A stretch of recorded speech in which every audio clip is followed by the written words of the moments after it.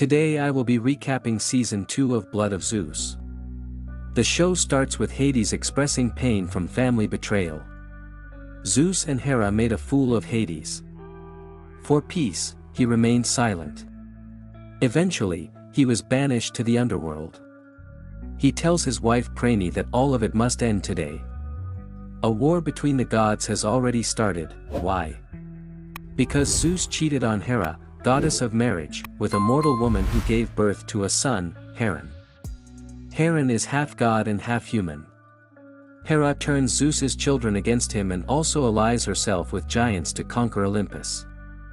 The giants are led by Seraphim. As war rages, Hades sees the perfect chance to retrieve the Elean stone. This powerful stone lies within Zeus's temple. With it, Hades could rise to power and rule Olympus above all others. Hades sends masked shadow servants to retrieve the stone secretly. Meanwhile, Zeus urges Heron to awaken his hidden godly powers. Zeus also summons his sister, Hestia, and gives her his ring, instructing her to retrieve the Elean stone immediately. Once retrieved, Hestia must deliver the stone to Gaia. Athena is ordered to accompany and protect her throughout the mission. Shadow servants infiltrate the temple but activate deadly traps. Statues spring to life, attacking them fiercely before they manage to escape. At the inner gate, they learn only someone sent by Zeus can pass through. They hide, waiting for Hestia's return. Hestia arrives. The gatekeeper recognizes Zeus's ring and lets her pass. The stone is too powerful to touch bare-handed. So she wraps it in cloth.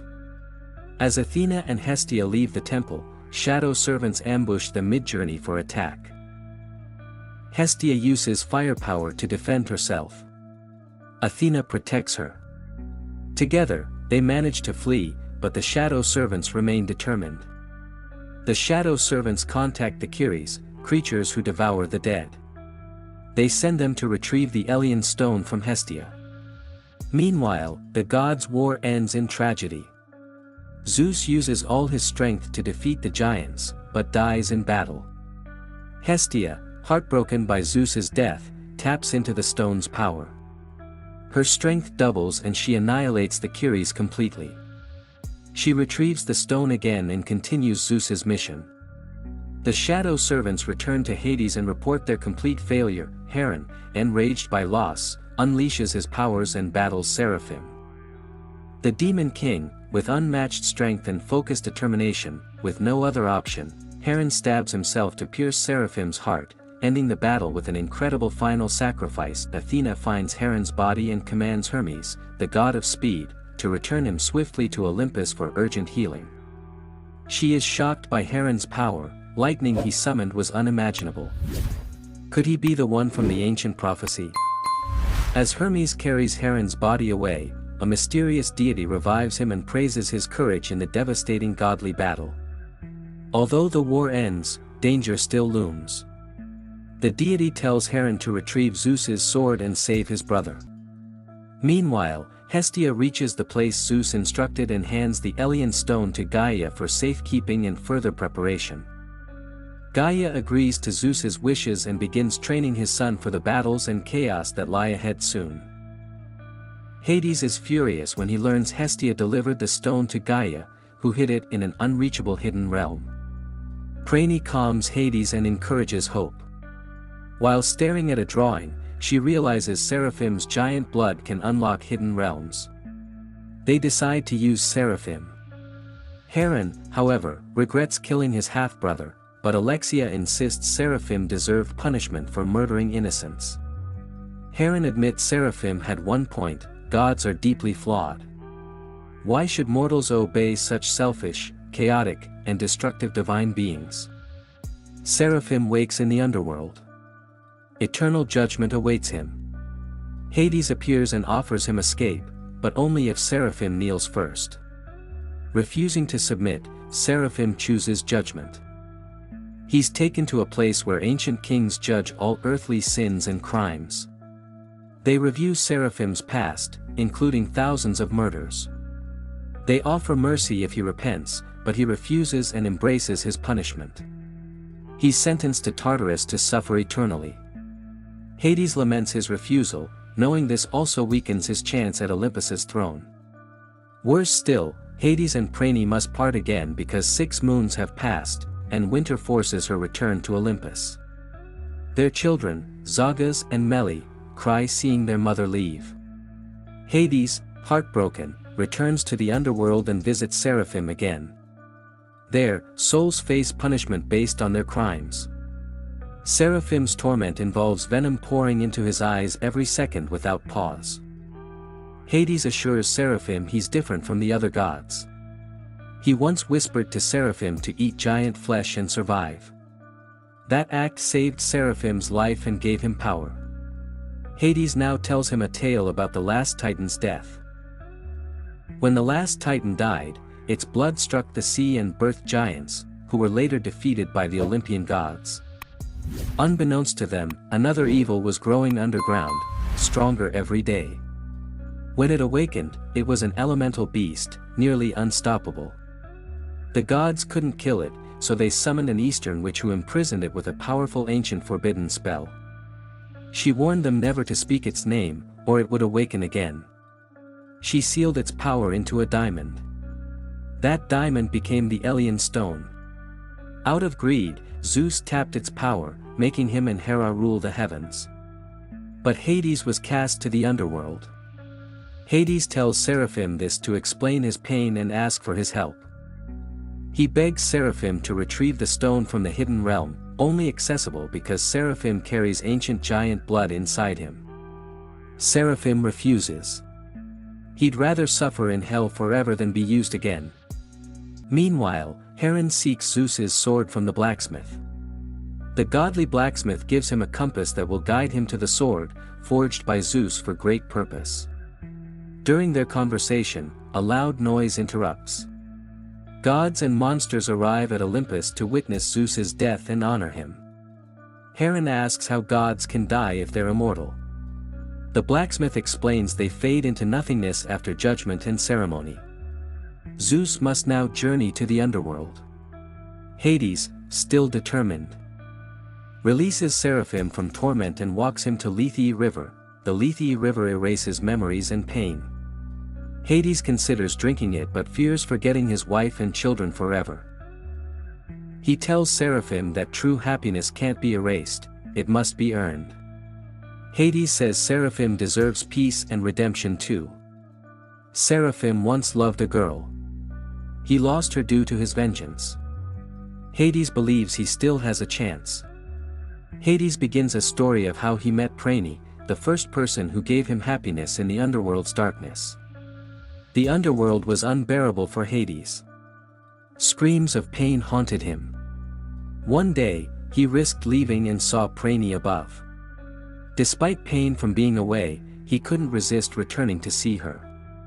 Her presence outweighed any suffering he felt inside. Hades knew Prane's mother, Demeter, wouldn't approve, but he didn't care. Prane gave him a reason to hope for happiness.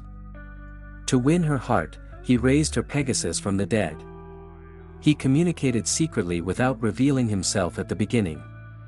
Though Prane never saw him, she fell for Hades. He listened and understood her, unlike her mother who forced unwanted suitors. Among them was Ares, arrogant and cruel, whom Prane despised most. One day, Ares tried forcing Prane to marry him. Hades had no choice but to reveal himself and defend her. Ares, no match for Hades, fled in shameful fear. Prane was overjoyed Hades finally appeared and kissed him. She chose to marry him, defying her mother's will and traditions. One night, Hades stopped Prane from eating underworld food. Doing so would bind her there forever. Just like Hades himself. When Demeter arrived to drag her back, denying their love, Prane ate the food to stay with Hades eternally. Demeter couldn't accept this. She lied, saying Hades kidnapped Prane. Her fury brought destruction across Earth's fields, demanding her daughter's return. To restore peace, Zeus ruled that since Prane ate 6 seeds, she'd split 6 months between Hades and Demeter. So every 6 moons, Prane leaves Hades and her children to live with Demeter as decreed by Zeus's command. That's why Hades wants the Elyon Stone, to gain enough power to stop Prane from leaving every 6 months forever. Hades tells Seraphim they share similar fates, both once loved deeply, but revenge tore their chance at peace and love apart. When Seraphim was mortal, he was wounded. A priestess saved him. They fell in love and planned to escape together. But 2 days before fleeing, Seraphim saw the man who killed his adoptive mother and chose revenge over his promise. The priestess begged him to forget vengeance and run away with her, but Seraphim broke his word and sought blood. Consumed by hate, Seraphim kept killing until fate cursed him into a demon. The priestess died waiting that night alone. This truth softened Seraphim's heart. He finally agrees to help Hades retrieve the stone from the hidden realm.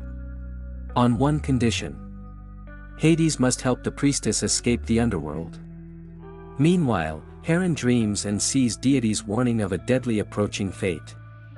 They tell Charon that death awaits, but swift action may turn his doom into destiny. A path still remains open. Now allied with Hades, Seraphim receives a potion of disguise. He appears human, though his demon strength remains within him. With this disguise, Seraphim can enter the hidden realm undetected. Meanwhile, Olympus prepares a truce to honor the fallen gods. She declares mourning must last 3 peaceful days. During these days, no god may take up arms. Afterward, a challenge shall decide Olympus's next rightful ruler fairly. She declares the Elyon Stone will be the reward. This isn't just her decision, it's also the will of Zeus. At the ceremony, Zeus appears to the gods and offers his ring to Charon, believing he deserves it the most. Charon declines, saying he doesn't want the throne. Zeus replies the ring isn't for power, it will guide Charon's future path. Before departing to the underworld, Zeus urges all gods to honor him by ending the war and living in unity. Charon tells his friends what Gaia said: he must find Zeus's sword and use it to save his brother Seraphim. Meanwhile, before Zeus faces judgment, he visits someone important, Charon's mother. Elsewhere, Charon and friends begin searching for the divine sword. Zeus is brought before the ancient kings for judgment. They recount his heroic acts, but his sins outweigh his good. Hades exposes Zeus and Hera's secret: the Elyon Stone never chose Zeus. Hera used magic to make it appear so. Hera defends Zeus, saying he used the stone's power to solve impossible problems on Earth and bring balance and peace. Zeus admits his mistakes and agrees to repent. The kings sentence him to Tartarus unless the living honor his name. If people above perform good deeds in Zeus's name, he may rest peacefully. Until then, he suffers in punishment. Meanwhile, Charon and his friends discover corpses along the road. Hermes explains Keres are now attacking the living, not dead. Keres once only ate corpses, but Zeus's death broke balance. Monsters once restrained now roam free, bringing chaos to Earth. On his journey to the hidden realm, Seraphim delays his mission. He finally seeks revenge against a monster from his past. He confronts a massive beast roasting human flesh, the same creature that murdered his beloved priestess. A brutal fight begins immediately. Despite taking damage, Seraphim kills the beast.